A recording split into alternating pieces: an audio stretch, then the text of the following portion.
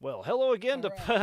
We're back to Uptown Tonight, the podcast. Okay, right out of Fargo. Well, actually, Moorhead, Minnesota, but we're in the Fargo, Moorhead area. Now, if you're hearing this for the second time, I do apologize. Yeah, we have yet to get a clean start on this thing, but yeah, we're going to be just fine. Today is April the 14th, and we were talking about tax day and all that other fun stuff and how they moved it back into May.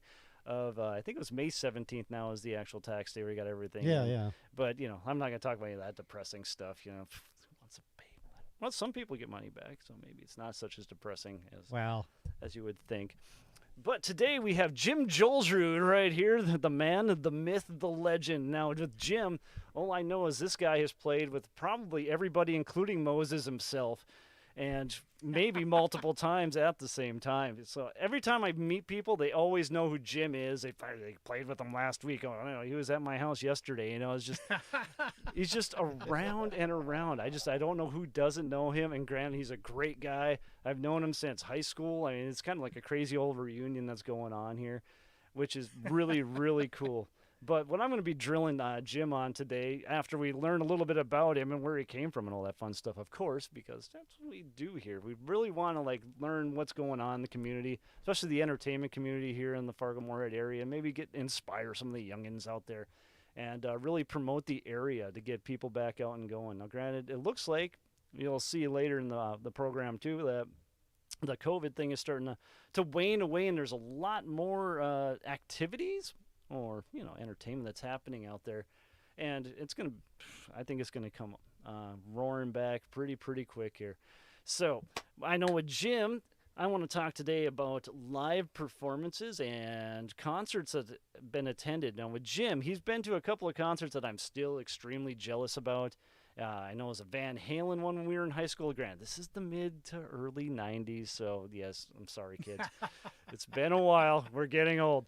And he also saw Pantera open up for Skid Row when Pantera was just getting recognized out there, which I remember him talking about it.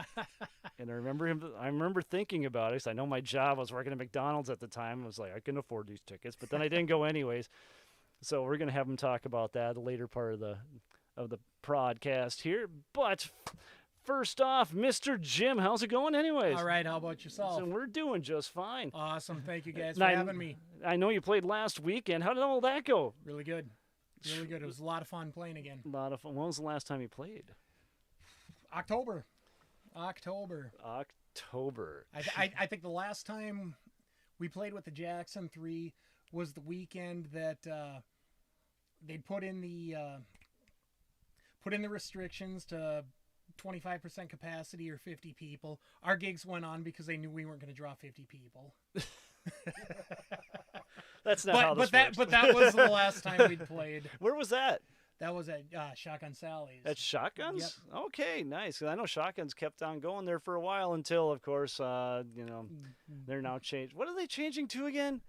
That was that. It's like mountain something. Yeah, it's all I keep thinking some hills. kind of metaphor. Yeah, I can't remember it out. I'll think of it about 5 minutes after we're done here. Probably, but it looks like that they're not going to have live music there, at least as of what they used to have. It's supposed to be like maybe some outdoor festivals or something probably in the summertime. What?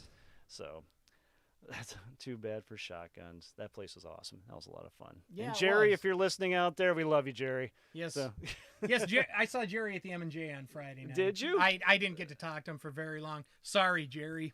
Oh. But thanks for stopping out. Always good to see you.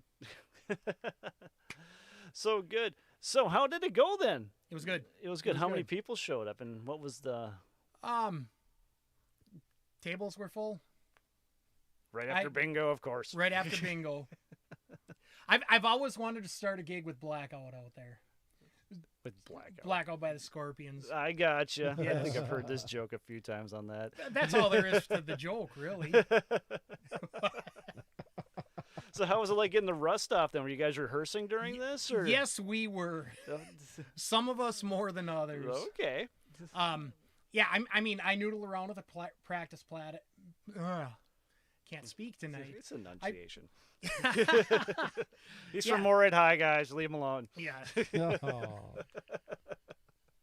But Yeah, I've got a practice pad at home I noodle around on, but it's not as often that I get behind the full kit like I'd like to.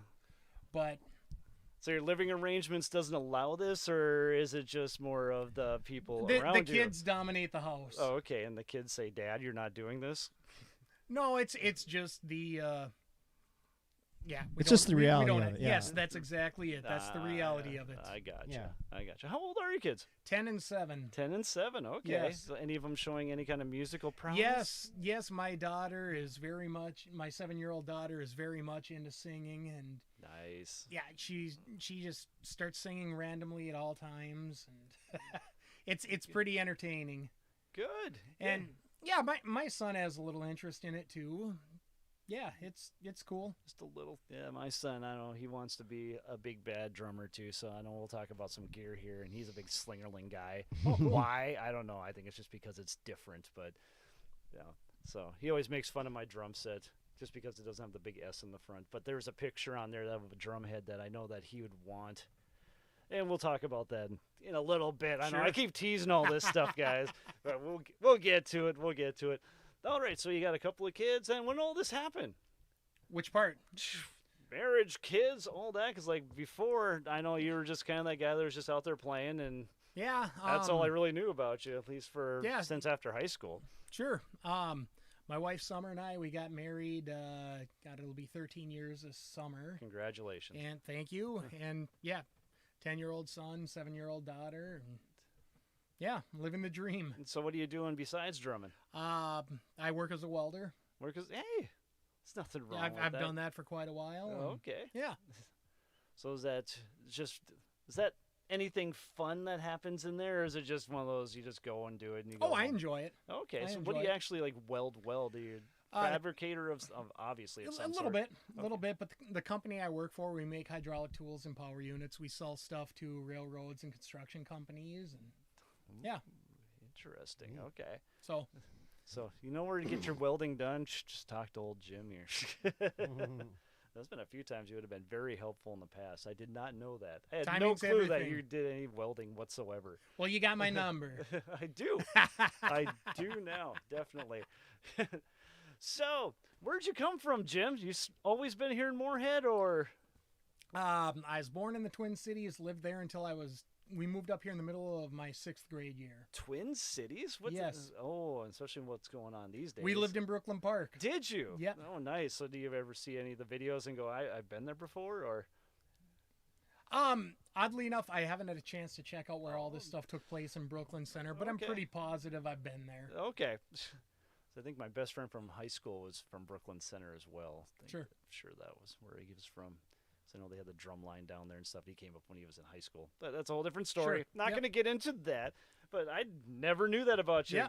So is that where you started your drumming career? It is. I started playing in the school band in 5th grade. So, yeah, I was playing by the time I moved up here. 5th grade. Yep. See, I've still got the Ludwig Acrolite that my mom and dad bought for me when I started playing. Beautiful. Yeah. Beautiful. I know some people be looking for that drum right now. Yeah.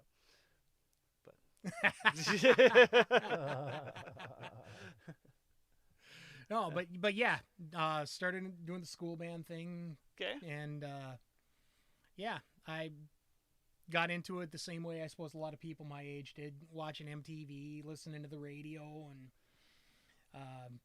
okay, so how did you get into the whole drum set thing then? Because I know in Moorhead High there wasn't really much of a drum set per se, at least educational type. Okay, fair enough. My first experience with playing a drum set was in fact here playing.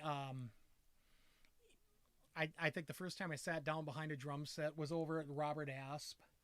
6th grade, Miss Sonmore teaching. Sonmore, that blue sparkle thing. Yes, I believe so. Yep. I believe so. Playing a couple songs on that.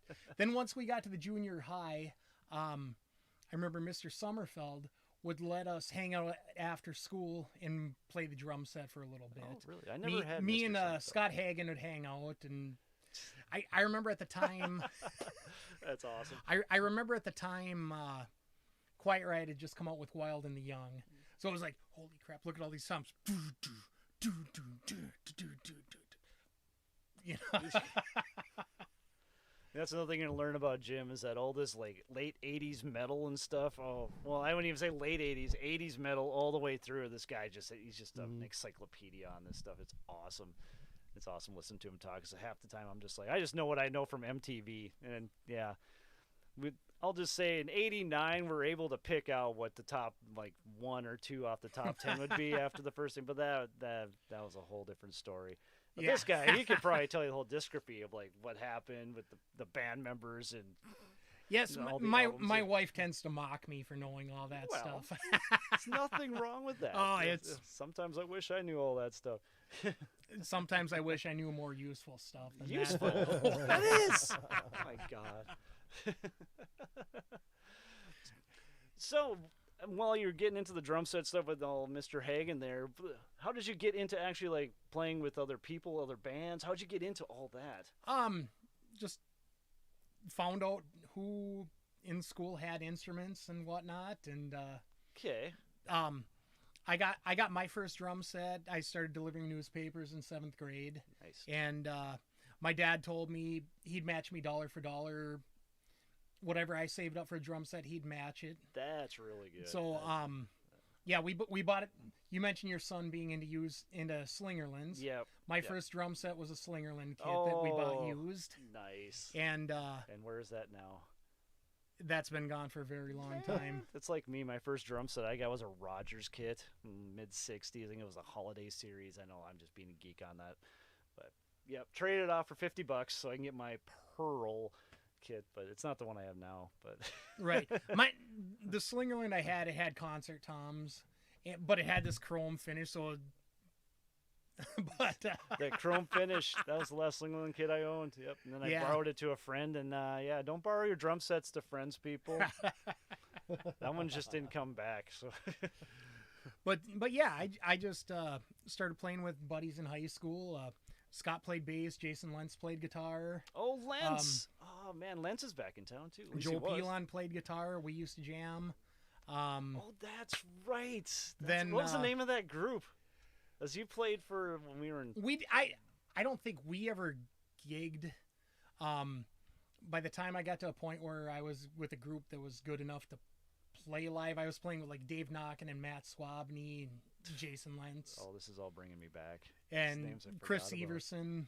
Severson. Yeah, those guys are all a year or so older than me. Well, Jason was in your grade. Yeah, he was. But yeah, like Very Dave, Matt, player. and Chris were older than me. So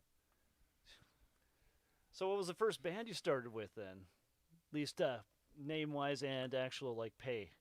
Like name-wise and pay. Yeah, actually getting out there and doing it. The first time I played a paying gig where I got paid, we played at Kirby's the summer between my junior and senior year of high school. Really? With Dave, Matt, Chris, and Jason Littlefield sang for us. Oh, Littlefield. Yep, and that.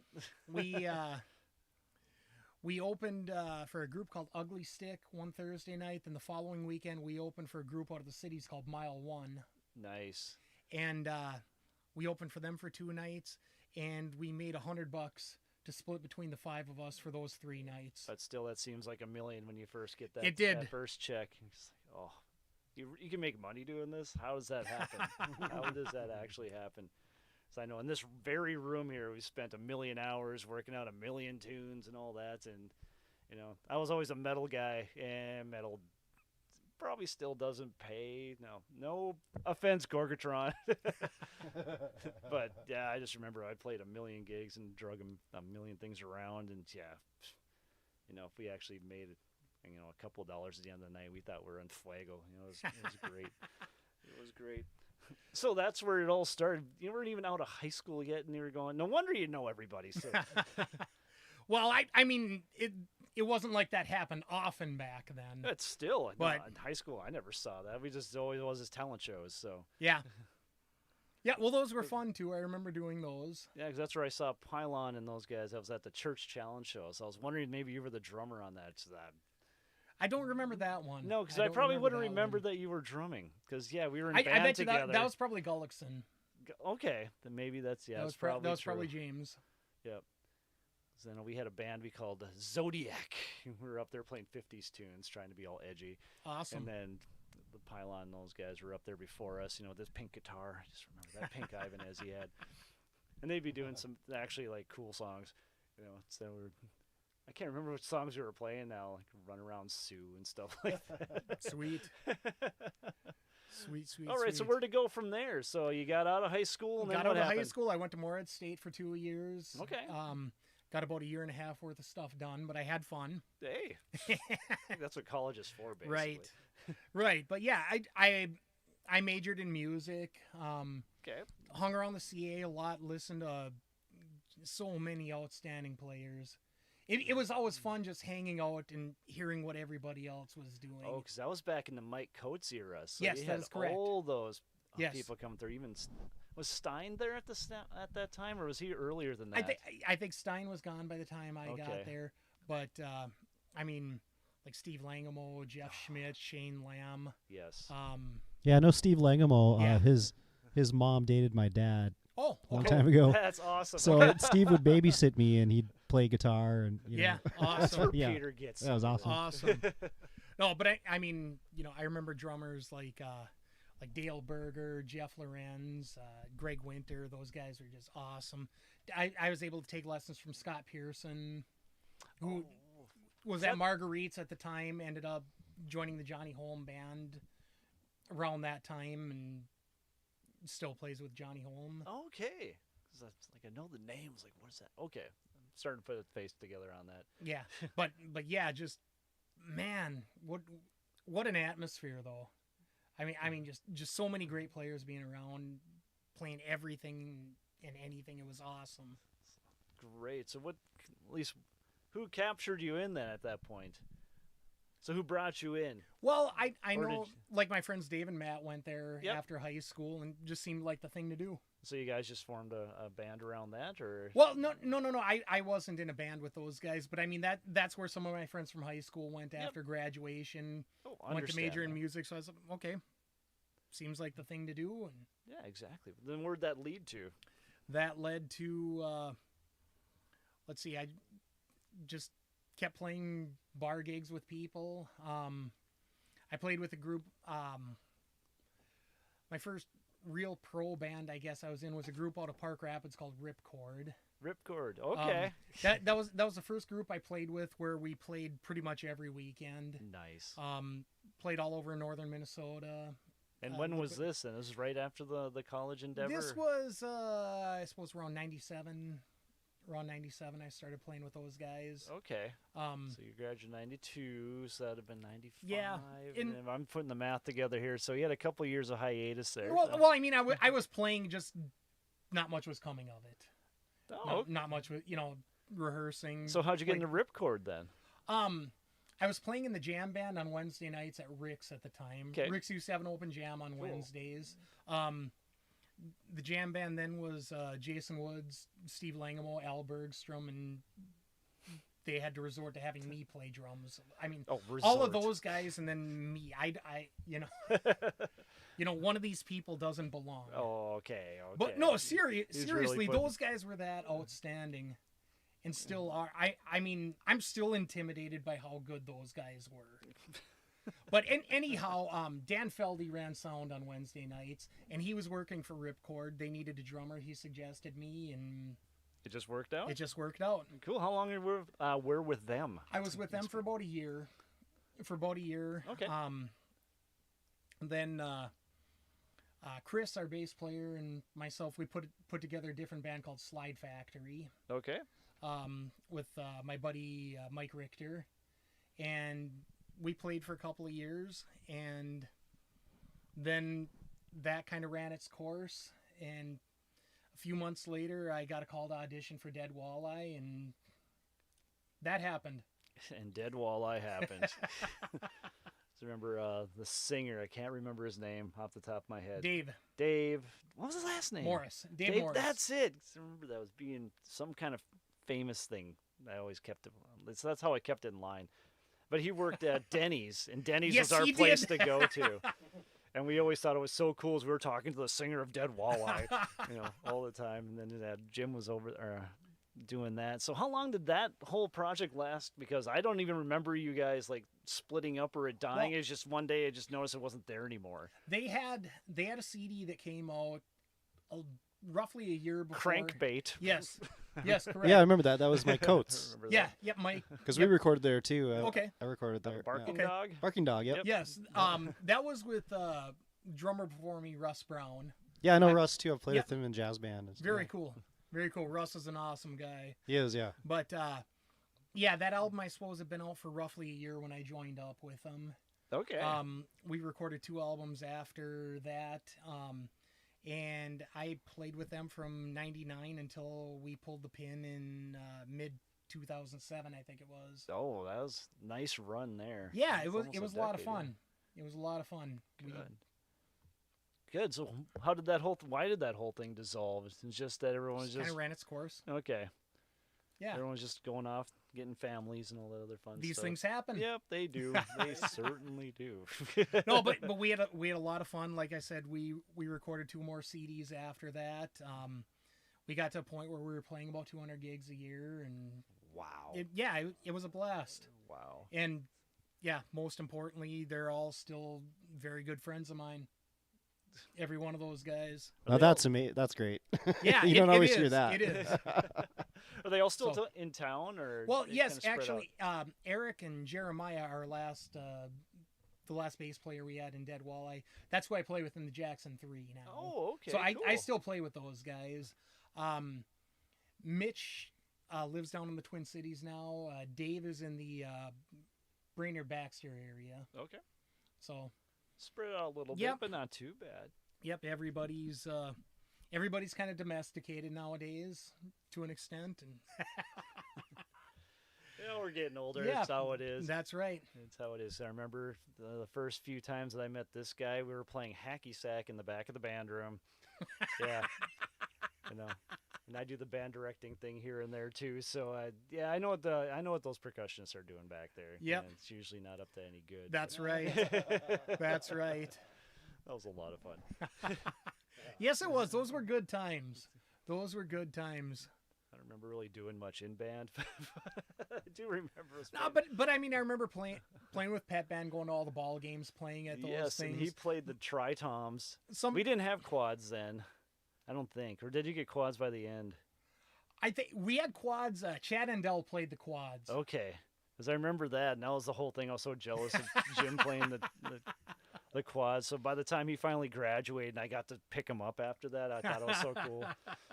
So No, but I mean, I remember going to parades every Saturday, every summer, going to some town and playing in whatever town pride festival they had. Oh yeah, you gotta do the marching stuff. Yeah, that was always great.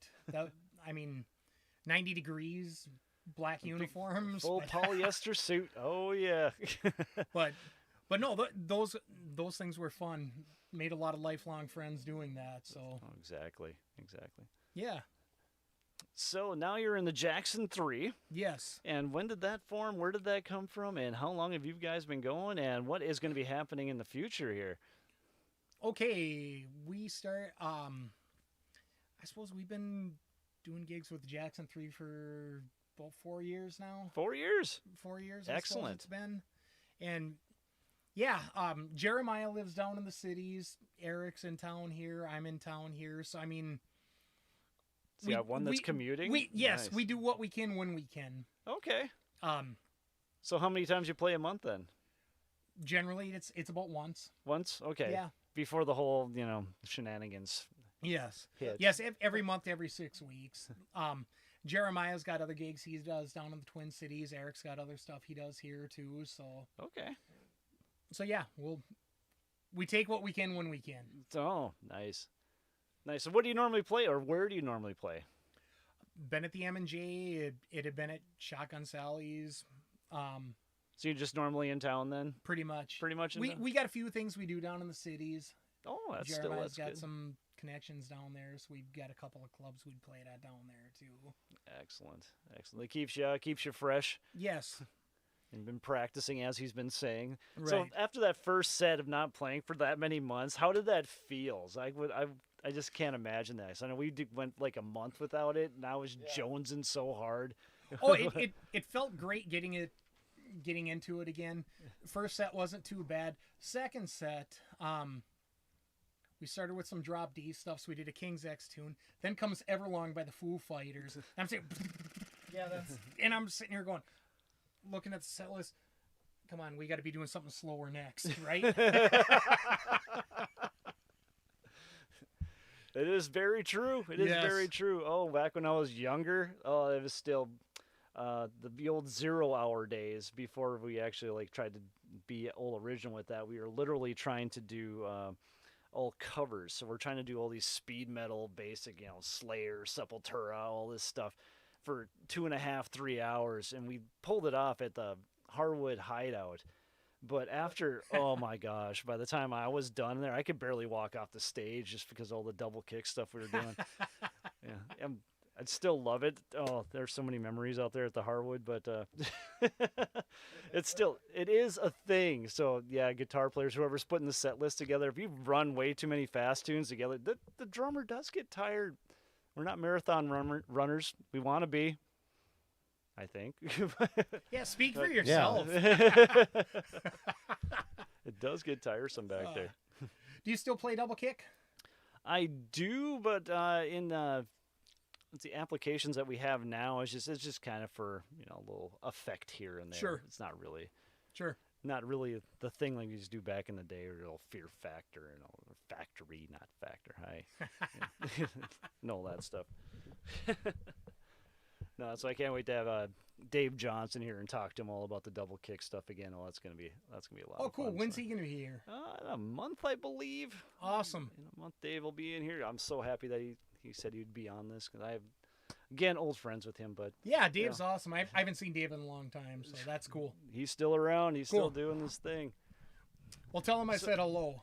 So I am going to tease this before we get into all the stuff that's happening out there. And favorite show you've ever been to? And I'm going to give a little dialogue before he gets started on that. But right now we're going to go to Peter. What's happening out there this weekend? All right. What is happening out there? We are going to go out of town. Out of town. It's okay. This is Peter's first time on the actual rig. So I got to shut that off. There we go. Looks like out of town tripwire at the O in Minot on 16th, 17th, Friday, Saturday. Have you played the new O? I have not. I haven't played in Minot in quite a few years. You're gonna love it. Yeah, it's I know nice. You'll make it back out there. Yeah, we played there recently, and it's all brand new. Like they tore the old one down or something. I always had fun playing at the old O too. Right? Yeah. Adam still greets you with a shot of Patron as soon as you walk in for load-in. He was certainly trying that. All right, Laughing Sun Brewery in Bismarck, Mandan. Crop Dusters. Do you guys know Duster? He's great. I see their van driving around all the time. Yeah, you see his van. Like I see him downtown, and he's involved with some of the downtown bars, and he plays a really mean upright bass. Oh. And he just rips it up. He's like the best. I've heard a few upright bass players, but he's actually the best one I've ever heard. So Crop Dusters, they're worth checking out in Bismarck, Mandan. See Silver Dollar in Mandan. Brianna Helbling on the 17th Saturday. We met Brianna that one time at over there at Shotgun Sally's before it was defunct. Oh yeah, yeah. She came on and checked us. Yeah, she came on one time. I think it's check us Luke out. She came on for a while. Yeah, Luke. Awesome. Yep. Awesome.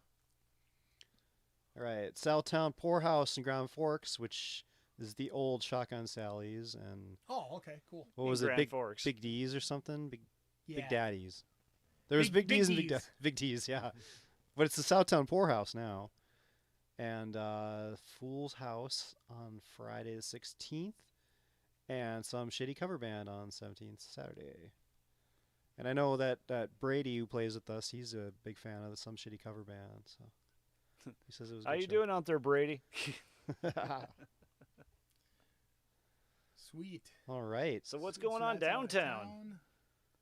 Now we have double the downtown this week. Ramada Inn.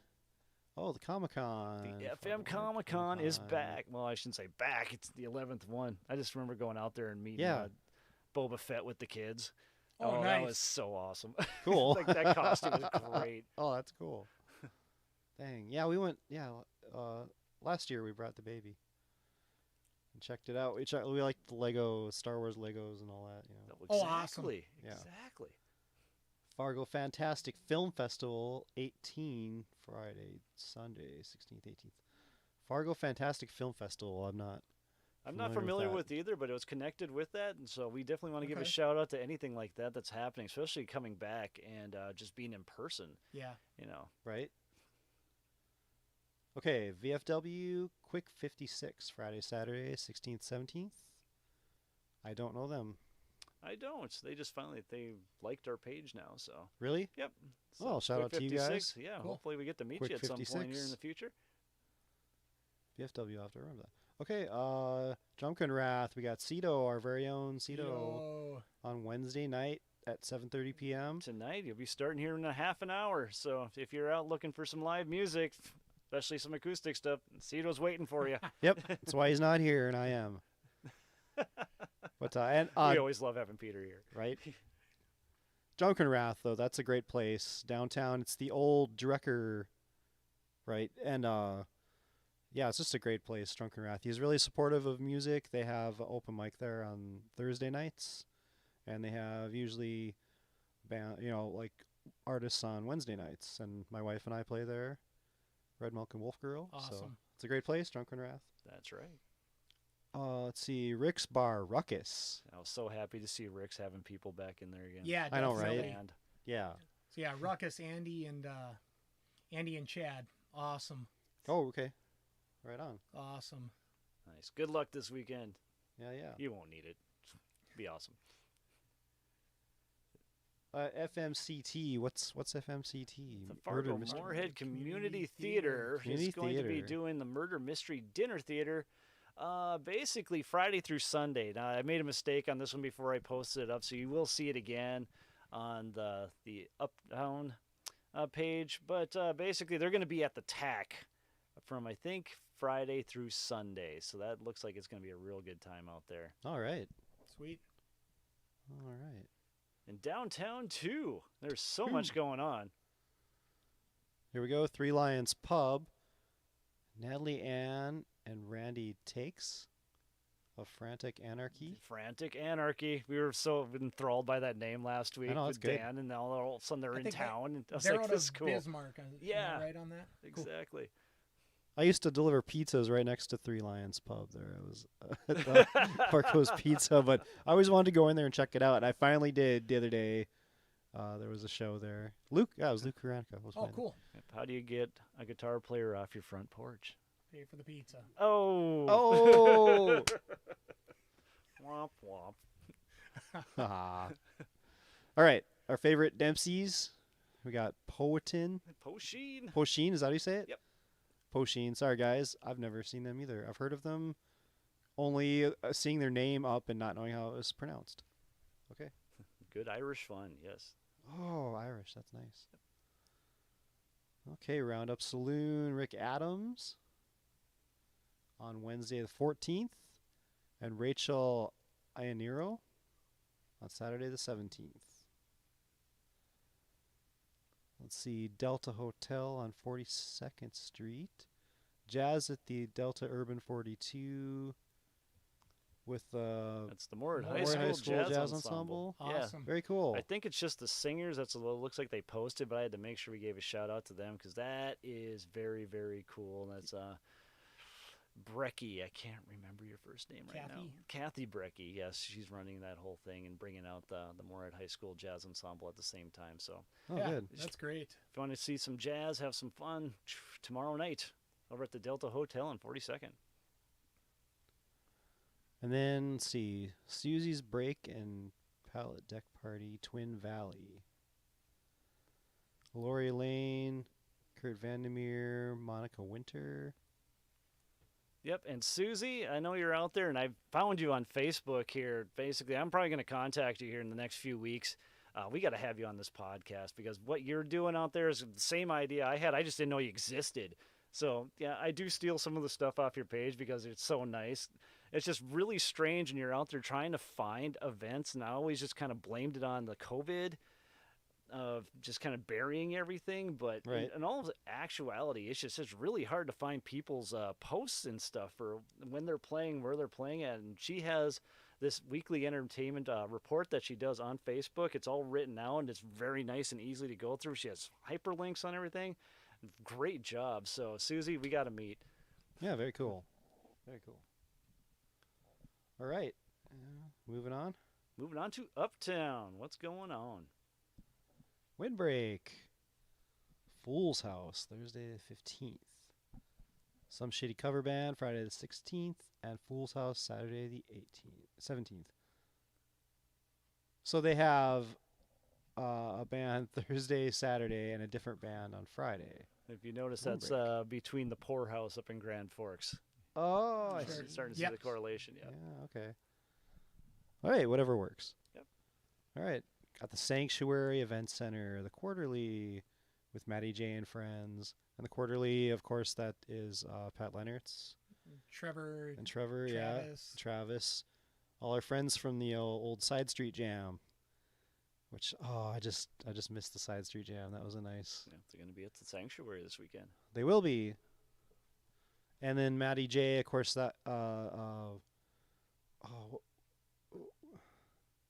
it just slipped my mind. I'll think of it later. But Maddie J and friends. Oh, it's right on the tip of my tongue. They had a band. Okay.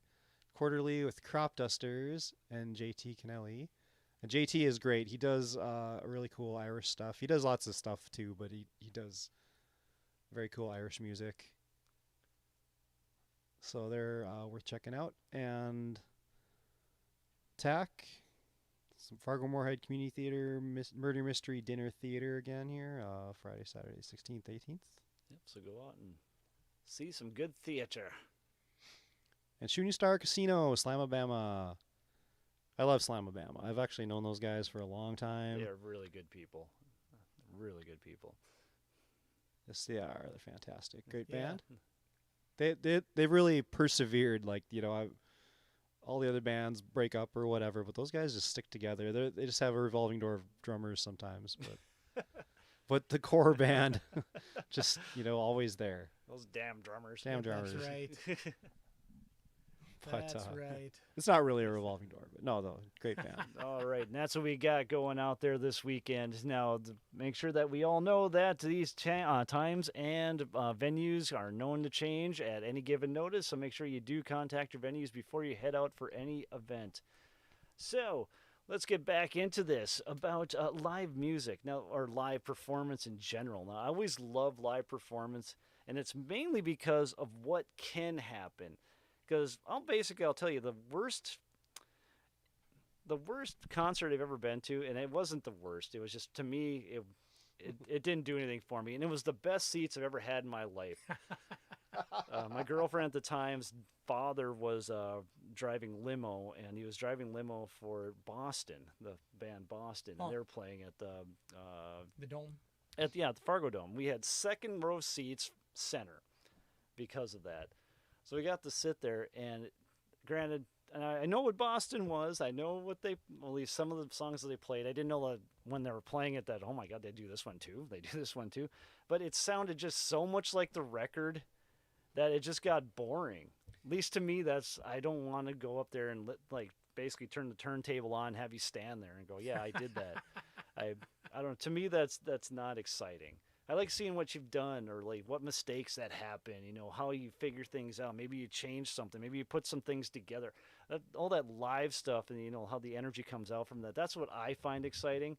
And granted, playing live and then having those types of things happen while you're on stage too, the mistakes or, someone does something a little bit different, but then you roll with it and it just turns to be this really cool thing that happens. Mm-hmm. That's the stuff I love to go see. And that's why I like going to see live performances. Now, granted, I've been a COVID guy, so I've just been hiding in my basement over the weekends, too. I was supposed to go out and see Jim this weekend. It was always planned, but I got a new puppy, and I got excuses that I just didn't want to leave the house. Got to take care of the puppy. I understand. So I skipped on Jim. I feel no, bad. hey, don't sweat it. Feel shame. Don't sweat it. I know where you live now, so I'll be knocking at your door on the way to my next gigs. You should be. Can drive out to the M&J, swing by here on the way. Get out here, Wade. Yeah, I'll help you set up. Yeah, I'm not doing nothing. That'd be fun.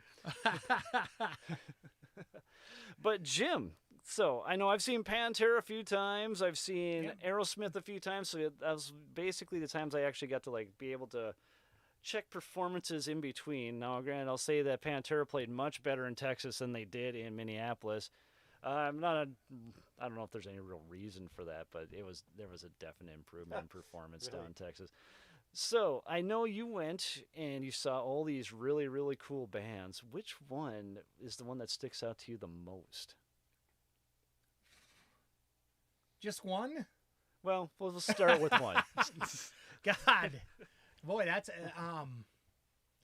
man, that's a tough one. That's a tough one. I mean, people stick out for different reasons. Okay. So which one blew the hair off your say head? For example, probably the best band, the best, tightest, best sounding band I've seen when I saw Sting in the mid-90s. Sting. Wow. Was Vinnie Colaiuta playing? Vinnie Colaiuta. Oh, I definitely Colaiuta, don't want to talk a guy named to you Dominic anymore. Miller was on guitar, who's been his guitar player since the early 90s. Kenny Kirkland was on keys, and he had a couple of horn players with him, too. And, I mean, just flawless.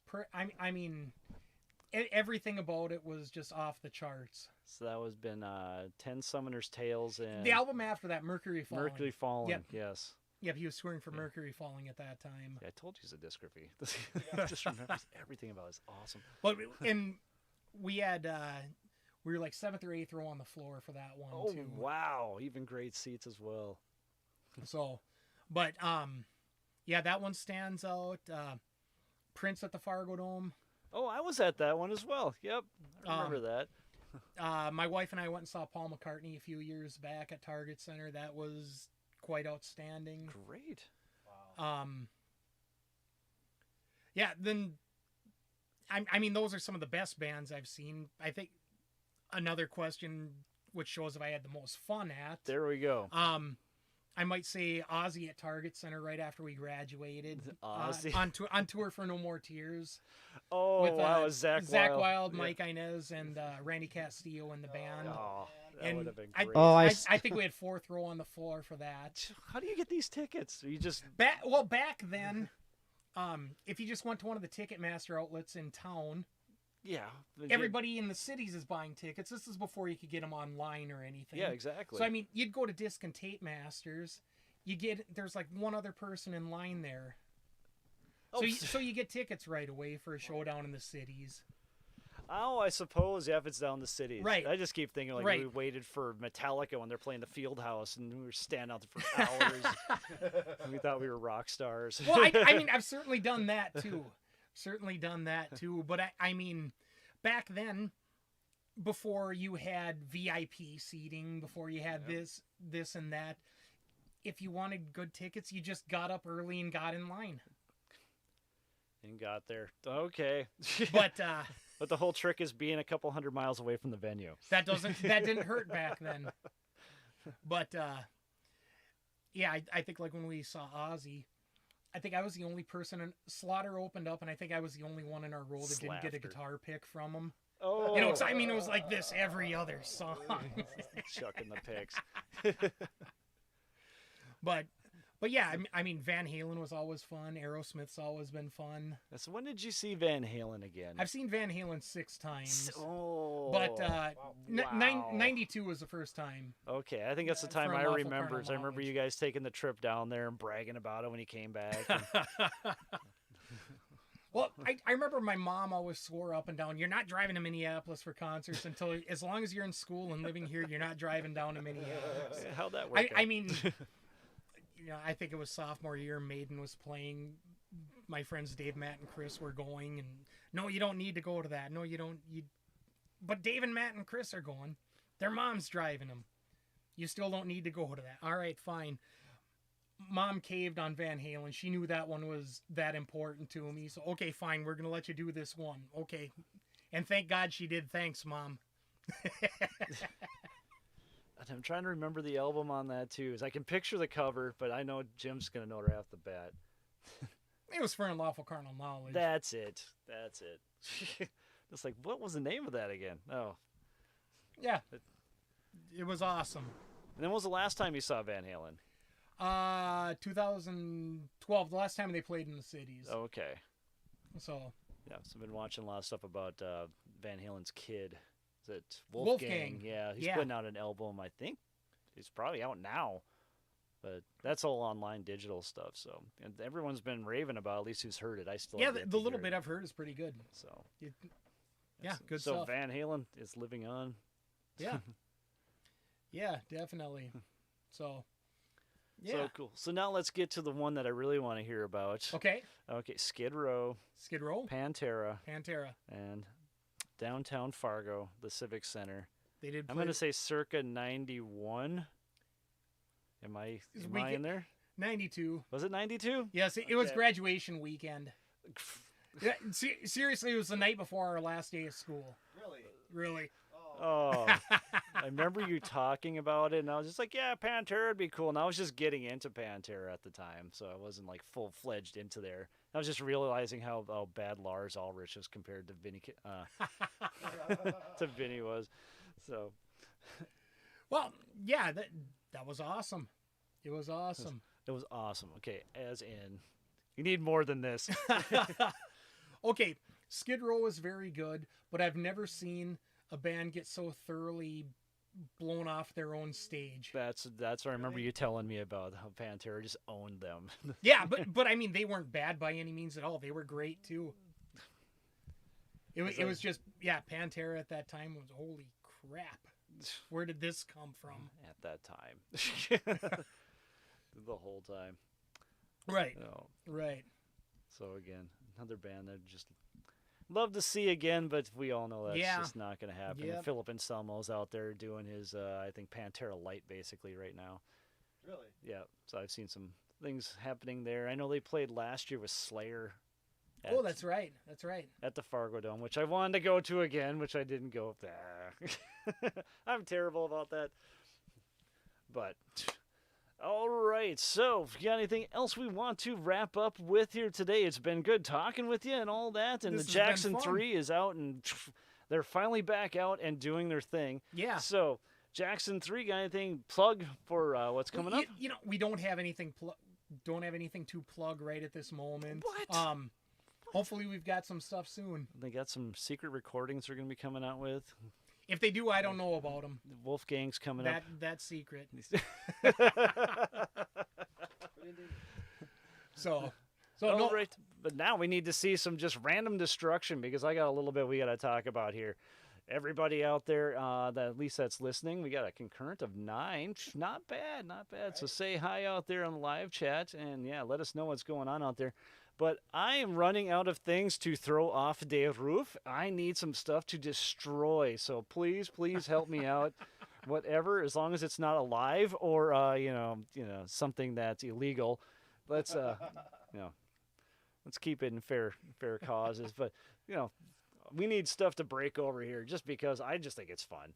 Even though if you guys don't care, I don't really care. I just want to do it. So off the roof. So this one is extremely stupid. And it's all for Jim.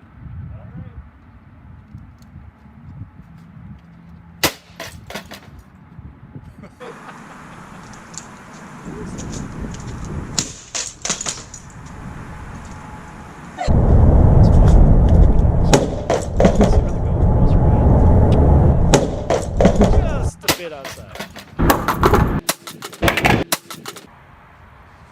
All right. Here we go. Check this out. Triple windy.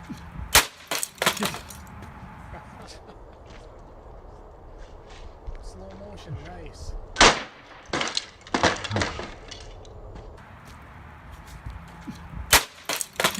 Gotta get over it. Oh, iPod.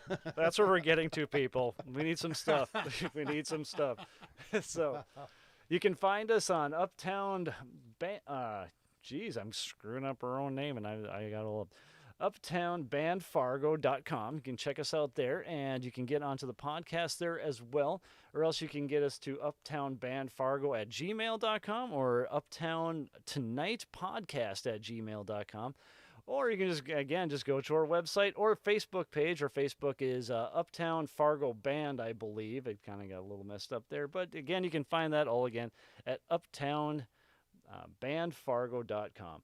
So thank you all for this week. Thank you, Jim, for being here. Wade. Thank you, Peter. Yes, if you're out there and you want to promote something, or you just want to tell us about that you're playing this weekend or next weekend or whatever else, or you just want to harass us on the old chat, that is absolutely fine as well.